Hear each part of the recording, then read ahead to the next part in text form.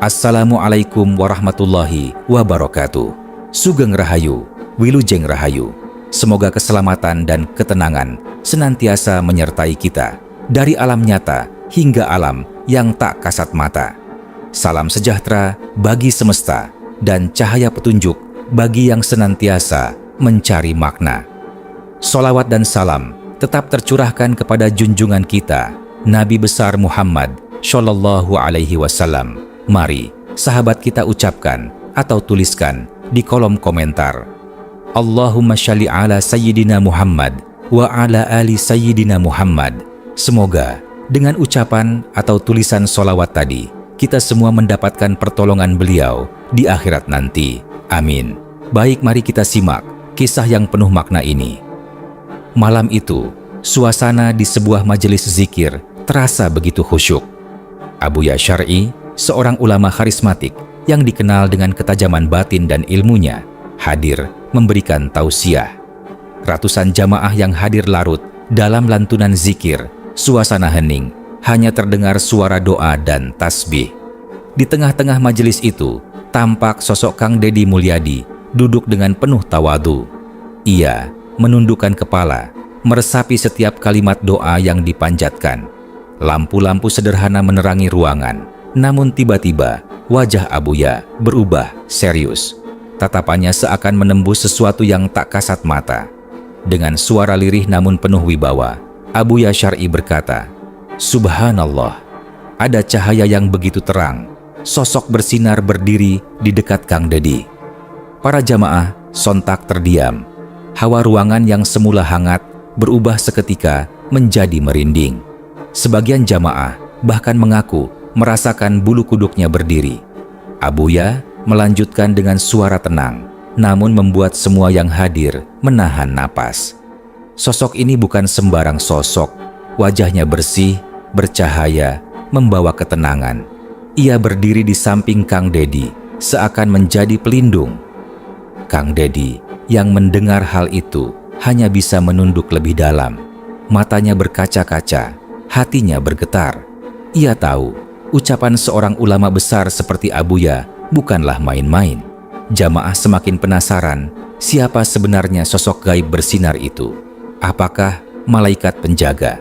Ataukah ruh seorang wali yang diizinkan Allah hadir di majelis tersebut? Suasana semakin hening. Abuya menutup matanya sejenak, seakan berkomunikasi batin dengan sesuatu yang hanya bisa beliau lihat.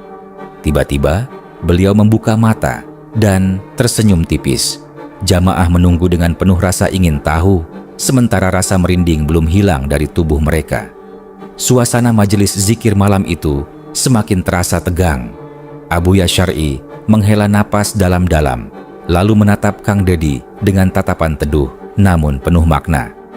Sosok ini berdiri begitu dekat. Cahayanya menembus ruangan, membuat seolah-olah dinding sekitar kita dipenuhi nur ilahi. Aku melihat pancaran putih keemasan, dan ia tidak bergeming sejak tadi. Jamaah yang mendengar semakin terdiam. Ada yang berbisik lirih, ada pula yang spontan menutup mata karena rasa takut bercampur takjub. Abuya melanjutkan, "Kang Deddy, engkau dijaga. Sosok ini bukan makhluk biasa. Ia hadir bukan karena dipanggil, tapi karena Allah izinkan untuk membersamai orang yang hatinya tulus melayani umat. Ia berdiri sebagai pelindung, seakan memberi tanda bahwa langkahmu selalu diawasi dan diberkahi." Kang Deddy meneteskan air mata. Bibirnya bergetar, mencoba melafalkan kalimat hasbunallahu wa ni'mal wakil. Ia merasa dadanya bergetar hebat, seperti ada energi besar yang masuk ke dalam jiwanya. Beberapa jamaah mengaku melihat bayangan samar di sekitar Kang Deddy. Ada yang berkata melihat sinar putih berkelebat, ada pula yang hanya merasakan hawa dingin bercampur hangat yang tidak biasa. Abuya kemudian menundukkan kepala, kedua tangannya bergetar. Wallahi, cahaya ini membawa pesan. Ada tanggung jawab besar yang sedang menunggu. Sosok ini memberi isyarat bahwa perjalananmu akan penuh ujian, tetapi juga penuh rahmat. Jamaah semakin merinding. Ada yang menitikkan air mata, ada pula yang spontan membaca istighfar. Mereka merasa sedang menyaksikan sesuatu yang sangat jarang terjadi, sebuah rahasia gaib yang tidak setiap mata bisa melihatnya. Kang Dedi sendiri tak mampu berkata apa-apa. Ia hanya terdiam, menunduk dalam, sementara air matanya jatuh satu persatu ke lantai. Dan Abuya kembali mengangkat wajahnya, menatap seluruh jamaah dengan sorot mata yang dalam. Abuya Syar'i menatap lama ke arah Kang Dedi, kemudian menghela napas pelan. Dengan suara yang tenang, beliau berkata, "Sosok bersinar ini bukan sekadar pelindung. Ia seakan membawa pesan tentang jalan pengabdian. Kang Dedi, engkau seperti dipersiapkan untuk menjadi pemimpin yang bukan hanya memikirkan dunia, tetapi juga menjaga nilai-nilai leluhur dan agama." Jamaah semakin tertegun. Hawa dingin bercampur hangat masih menyelimuti ruangan. Abuya melanjutkan, "Aku melihat bayangan sejarah. Sosok ini mengingatkanku pada Prabu Siliwangi, Raja Besar Tanah Pasundan. Seorang pemimpin yang bukan hanya dihormati karena kekuasaan, tapi karena kebijaksanaan, keberanian, dan cinta kepada rakyatnya. Kang Dedi, engkau membawa aura yang serupa." Kalimat itu membuat seisi majelis bergemuruh. Nama Prabu Siliwangi bukanlah nama biasa. Ia adalah simbol kejayaan, keadilan, dan kebesaran jiwa. Kang Dedi semakin menunduk. Air matanya mengalir deras. Dalam hati ia merasa kata-kata Abuya bukanlah sanjungan, melainkan sebuah amanah besar. Engkau kelak bisa menjadi pemimpin seperti itu, Kang Dedi. Sosok yang menjaga alam, mencintai rakyat kecil, mengangkat martabat budaya, dan menegakkan keadilan. Sosok bersinar ini hadir untuk mengingatkanmu bahwa jalanmu bukan hanya jalan politik, tetapi jalan pengabdian. Para jamaah terdiam, sebagian mengangguk, sebagian lain meneteskan air mata haru. Mereka menyaksikan seorang ulama besar membukakan tabir rahasia gaib, sekaligus meneguhkan bahwa seorang anak bangsa telah dipilih untuk menapak jejak leluhur agung. Suasana semakin syahdu. Lantunan istighfar terdengar lirih, seolah menegaskan kebenaran ucapan Abuya. Kang Dedi masih terdiam, sementara cahaya gaib itu tetap berdiri di sampingnya, seakan menjadi tanda bahwa perjalanan besarnya baru akan dimulai. Abuya Syar'i kembali menatap Kang Dedi dengan tatapan teduh. Jamaah menunggu kalimat berikutnya, seolah waktu berhenti. Kang Dedi, bila Allah takdirkan engkau memimpin, engkau harus seperti Prabu Siliwangi. Ia bukan sekadar raja, tapi bapak bagi rakyatnya. Ia turun ke sawah, menyapa petani. Ia berjalan di pasar, mendengar keluhan pedagang. Ia hadir di tengah rakyat tanpa jarak. Ucapan Abuya membuat beberapa jamaah spontan menangis. Mereka tahu Kang Dedi memang sudah lama dikenal turun langsung, menemui rakyat kecil, membantu dengan cara sederhana, tapi tulus. Aku melihat jalanmu serupa. Engkau tidak hanya duduk di kursi kekuasaan, engkau berjalan di desa-desa, menyentuh hati mereka yang lemah. Itulah kepemimpinan yang diwariskan Siliwangi, adil, bijaksana, dan penuh kasih. Kang Dedi terisak, air matanya jatuh membasahi tangannya. Dalam batinnya, ia berdoa agar bisa menjaga amanah besar ini. Tiba-tiba, seorang jamaah bersuara lirih, "Abuya, apakah cahaya itu tanda restu untuk Kang Dedi memimpin negeri ini?" Abuya tersenyum samar, lalu menjawab dengan penuh wibawa, "Aku hanya menyampaikan apa yang kulihat. Cahaya itu adalah pertanda bahwa bila ia memimpin, ia akan membawa keberkahan. Seperti Siliwangi, ia akan dikenal bukan karena kekuasaan, tetapi karena cintanya kepada manusia dan alam." Ruangan kembali hening. Jamaah hanya bisa terdiam, membiarkan getaran spiritual itu meresap ke dalam hati. Sementara itu, cahaya bersinar yang dilihat Abuya tetap berada di sisi Kang Dedi, seolah menegaskan bahwa takdir besar sedang menanti di hadapan. Abuya Syar'i menatap jamaah dengan sorot mata yang dalam. Suaranya bergetar, namun penuh wibawa.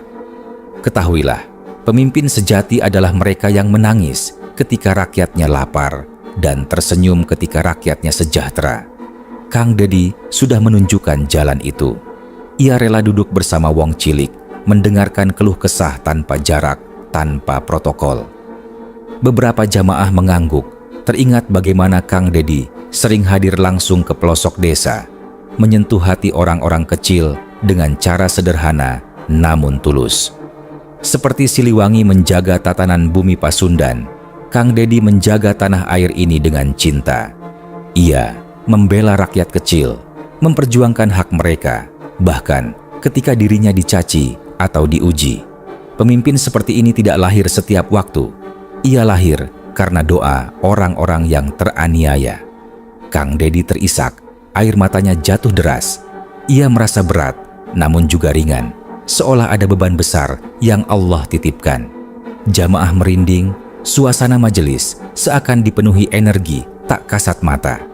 Abuya kemudian mengangkat tangan, menunjuk ke arah hadirin sambil berkata tegas, "Jika suatu hari negeri ini dipimpin oleh orang yang benar-benar mencintai rakyatnya, bukankah itu rahmat besar dari Allah?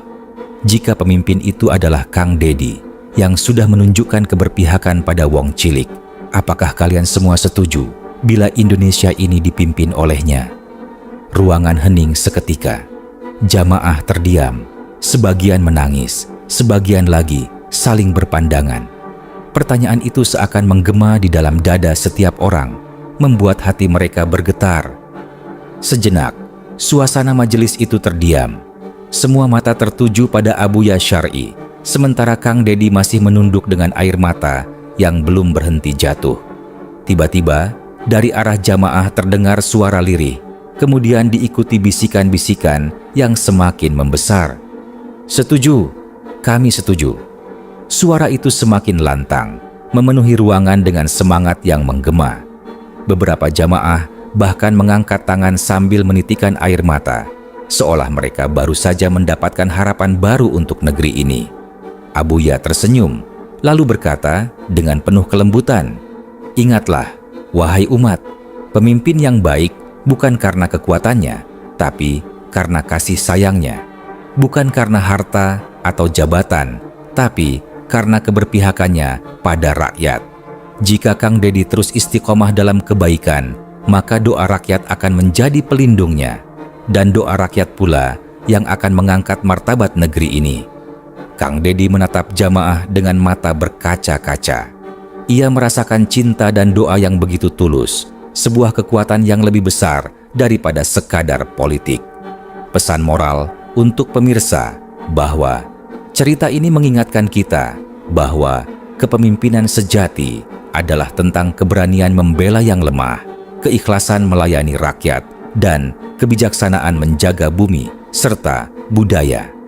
Seperti cahaya yang dilihat Abuya, pemimpin yang membawa keberkahan adalah pemimpin yang hatinya selalu dekat dengan Allah dan rakyatnya.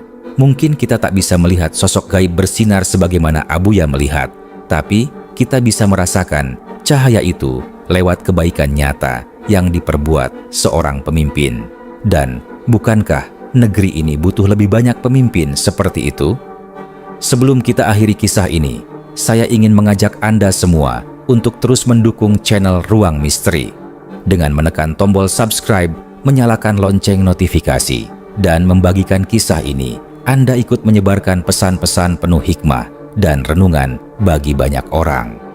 Sampai jumpa di cerita penuh misteri dan makna berikutnya.